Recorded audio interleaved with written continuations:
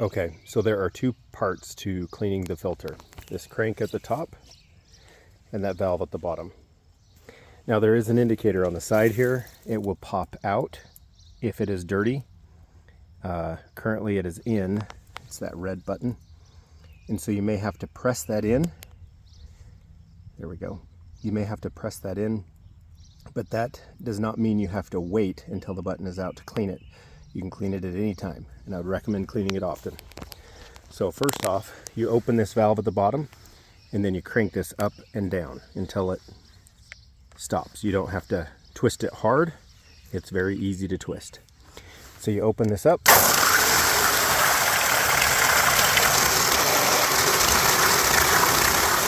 And you crank it several times, up and down. And you'll notice that in the beginning, some of the water will be dirty as you crank it up and down. And then it will run clear.